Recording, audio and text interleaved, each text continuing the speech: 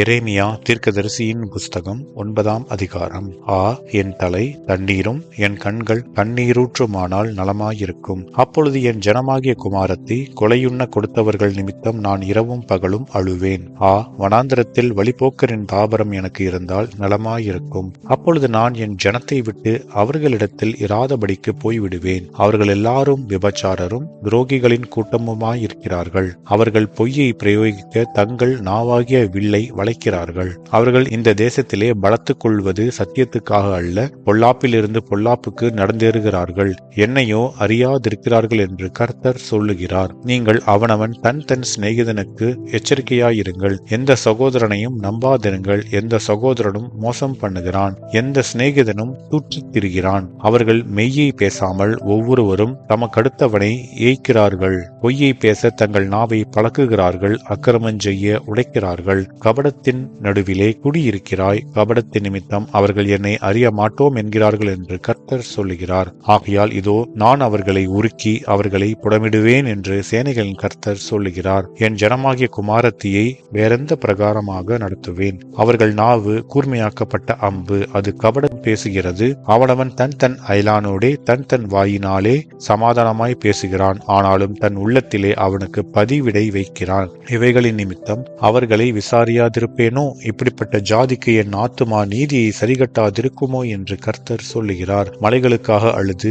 துக்கங்கொண்டாடுவேன். வனாந்திர தாவரங்களுக்காக புலம்புவேன். ஒருவனும் அவைகளை கடந்து போகாத வண்ணமாய் அவைகள் பாழாக்கப்பட்டு கிடக்கின்றன.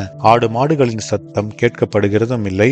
ஆகாசத்து பறவைகளும் மிருக ஜீவன்களும் எல்லாம் ஓடி சிதறி போயின. நான் எருசலேமை மண்மேடுகளும் வலு சர்ப்பங்களின் தாபரமும் ஆக்குவேன். யூதாவின் பட்டணங்களையும் குடியில்லாதபடி பாழாக்கி போடுவேன். இதை உணரத்தக்க ஞானமுள்ளவன் யார்? தேசம் அழிந்து ஒருவனும் கடந்து போகாதபடி அது பாழாக்கப்படுகிற முகாந்திரம் என்னவென்று கர்த்தருடைய வாய் தன்னுடனே சொல்லுகிறதை கேட்டு அறிவிக்கத்தக்கவன் யார்? நான் அவரவருக்கு விதித்த என் நியாய பிரமாணத்தை அவர்கள் விட்டு என் சொல்லை கேளாமலும் அதின்படி நடவாமலும் தங்களுடைய இருதயத்தின் கடினத்தையும் தங்கள் பிதாக்கள் தங்களுக்கு கற்றுக் கொடுத்தபடி பாகால்களையும் பின் தொடர்ந்தார்களே என்று கர்த்தர் சொல்லுகிறார். ஆதலால் இதோ நான் இந்த ஜனத்துக்கு புசிக்க எட்டியையும் குடிக்க பிச்சு கலந்த தண்ணீரையும் கொடுத்து அவர்களும் அவர்கள் பிதாக்களும் அறியாத புற ஜாதிகளுக்குள்ளே அவர்களை சிதறடித்து பட்டயம் அவர்களை நிர்மூலமாக்கு மட்டும் அதை அவர்களுக்கு பின்னாக அனுப்புவேன் என்று இஸ்ரவேலின் தேவனாகிய சேனைகளின் கர்த்தர் சொல்லுகிறார். நீங்கள் யோசனை பண்ணி புலம்பற்காரிகளை வரவழைத்து அதிலே பழகின ஸ்திரீகளை கூப்பிடுங்கள் என்று சேனைகளின் கர்த்தர் சொல்லுகிறார்.